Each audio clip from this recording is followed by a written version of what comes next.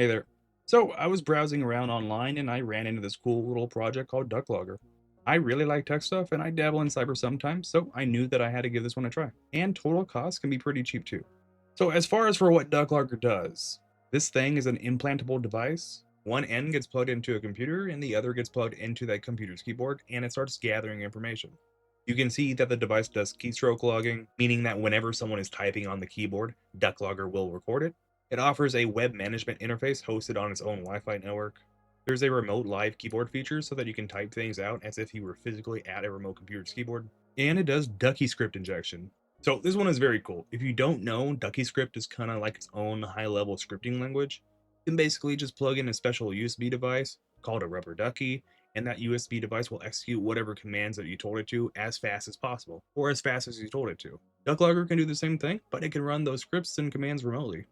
Obviously, this thing is not discrete in its current state by any means, but this should serve more as a relatively simple DIY ethical hacking demo device so that you can better learn some attacker techniques in cybersecurity, and I think it is very cool seeing the kinds of tech things that you can make and play around with for relatively cheap. I'll walk through the steps of making this thing later in the video, but first, let's see it in action. I have this laptop right here, and I have this wireless keyboard, which uses this wireless adapter or dongle. I'll plug the keyboard's wireless dongle into the USB-A side of my DuckLogger. Then the USB-C side is plugged into a C to A cable, and then that gets plugged into my target laptop. Then I'll just simulate a user typing stuff out on this keyboard real quick for later. This thing makes a Wi-Fi network called DuckLogger. I'll connect to this network with a second computer, and the password is duckpass1234, as listed in the GitHub repo. This would be inside of the settings.json file. Then I can head to the default URL, and we are greeted with this nice simple interface. If I look under download, I can see those keystrokes that I made earlier. Now, I have had a slightly odd issue with this project where it does duplicate different letters, but that's an easy fix. I'll just plug my keystroke logs into this popular tool called CyberChef, use this recipe and regex to parse my data, and there's what I wrote earlier. I'll type a little bit more out on my target laptop, give it a second, and I should see those new keystrokes reflected in my logs. This next feature can get a little wonky to demonstrate on camera, but as I mentioned earlier, there's a remote keyboard feature. I can just go to keyboard, and then I'll send the Windows key as an input, and you can see that the Windows menu popped up on my target computer. I can take over control and start typing on my attacker end, and you can see that it pops up in real time on the target. Personally, I think this feature is more of just a novelty to play around with, but still cool nonetheless.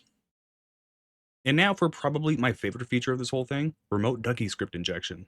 At the time of this video, this tool only supports very basic syntax, but even with this limitation, you can still do some pretty cool things. I have Notepad open on my target already. Then on my attacker machine, I'll set my code as string hello world, execute this, and it gets typed out on my target machine.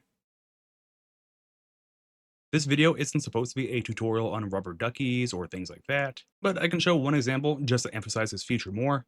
I have this new Duckyscript, and this one will open command prompt on the target machine and then create a reverse shell connection back to my attacker machine. This is just for a demo, so my payload is very basic and will get caught by any antivirus, so it won't work on any modern Windows computer with Defender running, and I have disabled Windows Defender on this computer for testing purposes. Either way, I'll inject it now.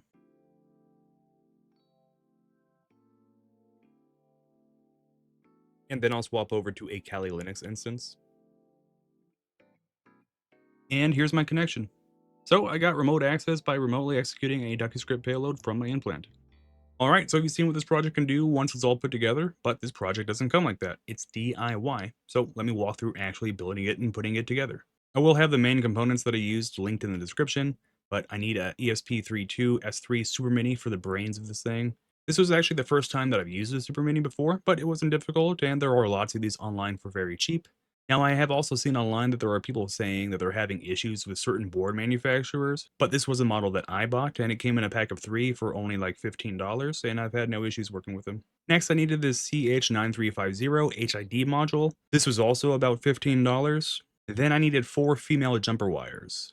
There's a lot of flexibility with these. I happen to have a big pack lying around, but you can also buy these in bulk for pretty cheap. The ones I used are about 8 inches long, but again, this is just what I had lying around. Length shouldn't matter. Now for a fun part with this project, it does require soldering. Now if you're not great at soldering, that's fine. This isn't a very complex soldering job. I haven't soldered in a very long time, but I was very careful and I was able to get this project done on the first try. So this project can also help someone practice or learn basic soldering skills. I'll link 2 videos that I found helpful for this in the description below. I used a cheap random soldering iron that I had lying around. Nothing special. I just used this lead-free solder, and I also used this rosin flux. I started building this thing with the soldering portion.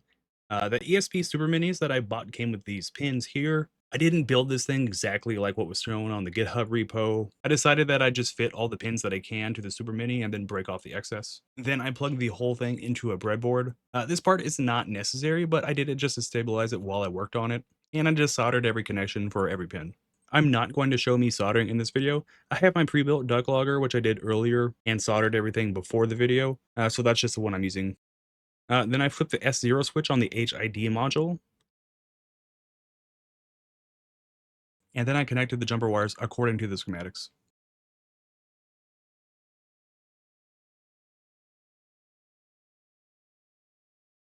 After the hardware side was finished, it was time to start working on the software side. Do note that I'm not following the instructions directly. I had to do a few customizations and even had to modify a file from the GitHub to make things work. So this isn't a blindly follow the instructions and done kind of project. First thing, I need Python. So I'll just set that up and install it.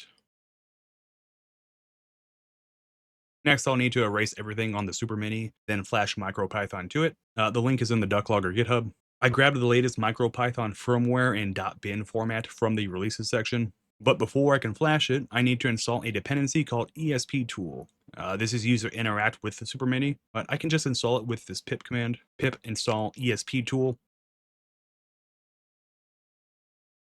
Now, I did see that the scripts directory wasn't in my default user path, so I'll add it permanently. Windows key plus R to bring up the run dialog box, then run sysdm.cpl, which brings me to system properties. Go to advanced, environment variables. In the path variable, I'll add new with the full path to that Python scripts directory shown when I installed ESP tool. But if I put this in here correctly, every time I open a new terminal window, I can access ESP tool or any other program under that scripts directory just by running the program name, because Windows knows where to reference now. Now I'm ready to flash. So I'll connect my SuperMini via USB. On my specific model, I noticed that I needed to hold the boot button for a few seconds before and after plugging it in. On this model, it'd be the button on the right when held at this orientation. I also had this issue where if I connected a brand new SuperMini, that my computer would get stuck in a loop playing device disconnected sound. But again, just holding down the boot button fixed this. My device is plugged in. Now in a terminal window, I can run ESP tool erase underscore flash, and I should see flash memory erase successfully. Next, I'll grab and modify that other command to flash MicroPython to the board.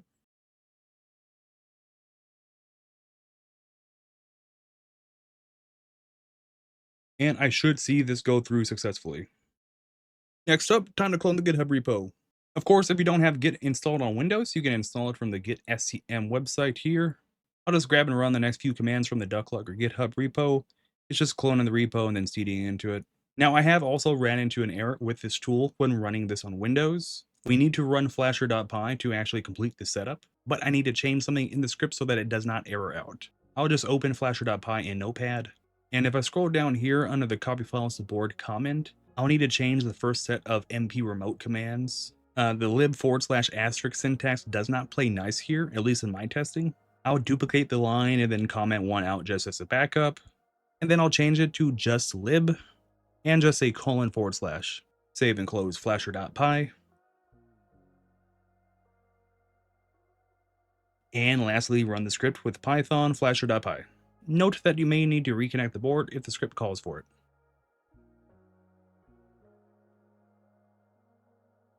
I should see done and my computer beeped twice. I'll unplug DuckLogger, attach my target keyboard, plug DuckLogger back in, and now on an attacker machine, I can look at my Wi-Fi networks and I can see DuckLogger is live. I'll connect to this access point and then access my DuckLogger. Well, that's about all this project has to offer in its current state at the time of this video. I thought it was a nice little thing to play around with, and there are several opportunities here to learn something new, and the way it's set up in the GitHub repo example is not very discreet at all, so this is not a quote-unquote real red teaming tool. But again, the fundamentals are there to learn and play around with in a safe and controlled environment. One example of a commercial device that is similar to DuckLogger is HackFi's Keystrokes. Hack5's tool does way more though, and it looks more professional and inconspicuous.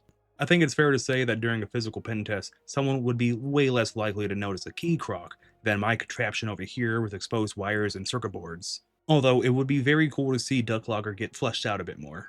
I was thinking about trying to rework the hardware side of DuckLogger, like getting a thinner HID module, making way shorter cable connections, and then possibly 3D printing a case. Just make it more practical. But that's just an idea at the moment. Let me know in the comments if that'd be something you want to see. Either way, that's about it for this video. Hopefully you learned something.